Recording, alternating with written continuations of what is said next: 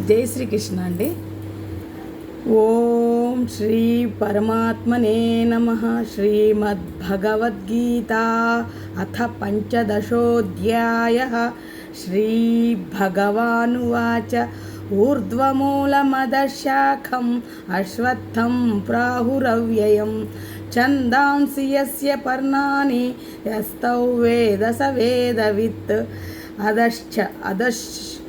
అదశ్చోర్ధ్వం ప్రసృతాస్తస్య శాఖా గుణప్రవృద్ధా విషయప్రవాలాః అదశ్చ మూలాన్యనుసంతతాని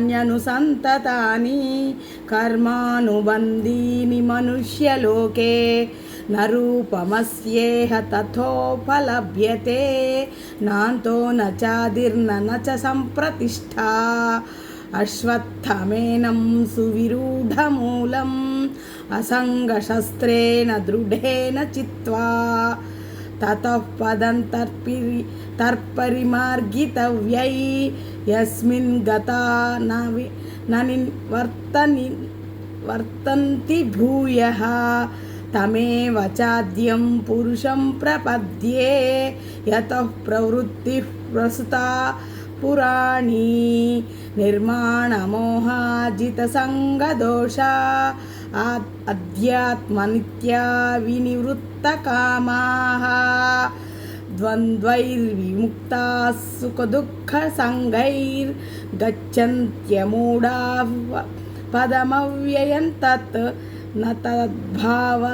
న తద్భాసయతే సూర్యో న శశాంఖో న పావకః యద్గత్వా న నివర్తంతే తద్ధామ పరమం మమ. మమైవాంశో జీవలోకే జీవభూతః సనాతనః మనఃషష్ఠాनीन्द्रियाणि ప్రకృతిస్థాని కర్షతి శరీరైర్యదవాప్నోతి యచ్చాప్యుత్క్రామतीశ్వరः గృహీత్వైతాని సయ్యాతి వాయుర్గంధాని వాసయాత్ శ్రోత్రం చక్షుస్పర్శనం చ రసనం ఘ్రాణమేవ చ అధిష్ఠాయ మనశ్చాయౌ విషయానుపసేవతే ఉత్క్రామంతం స్థితౌ వాపి భుంజానౌ వా గుణాన్వితం విమూఢానానుపశ్యంతి జ్ఞానచక్షుషః యతంతో యోగినశ్చైనం పశ్యన్యాత్మన్యవస్థితం యతన్యోప్యకృతాత్మానో నైనం పశ్యన్యచేతసః యదాదిత్యగతం తేజో జగద్భాసయతేఖిలం యచ్చంద్రమసి యచ్చాగ్నౌ తత్తేజో విద్ధి మామకం గామావిశ్య చ భూతాని ధారయామ్యహ మోజసా పుష్ణామి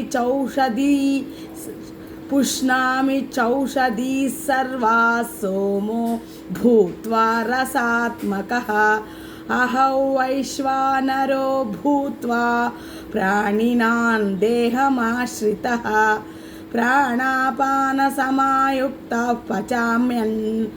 పచామ్యన్నై చతుర్విధం సర్వస్య చాహం హృది సన్నివిష్టో మత్తస్మృతిర్జ్ఞానమపోహనం చ వేదైశ్చ సర్వైరహమేవ వేద్యో వేదాంతకృద్వేదవిదేవ చాహం ద్వావిమౌ పురుషౌ లోకే క్షరక్షాక్షర ఏవ చ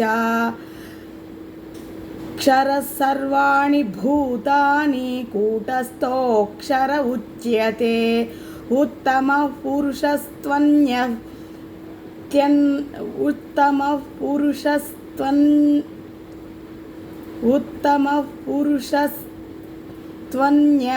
పరమాత్మేత్యుదాహృతః యో లోకత్రయమావిశ్య బిభర్త్యవ్యయ ఈశ్వరः యస్మాక్షరమతీతోహం అక్షరాదపి చోత్తమః अतोऽस्मि लोके वेदे च प्रतितः पुरुषोत्तमः यो मामेवमसम्मूढो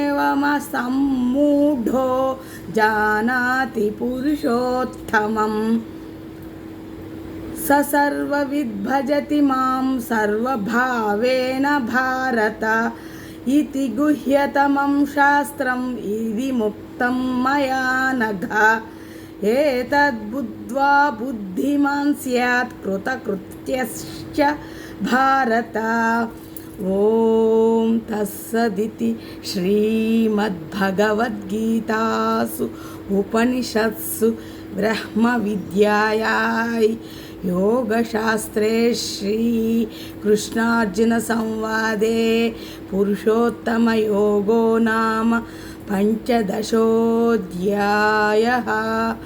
ॐ श्रीकृष्णार्पणमस्तु। ॐ श्रीकृष्णार्पणमस्तु। ॐ श्रीकृष्णार्पणमस्तु। जय सद्गुरु, जय श्री कृष्ण भगिनी, जय श्री कृष्ण भैया।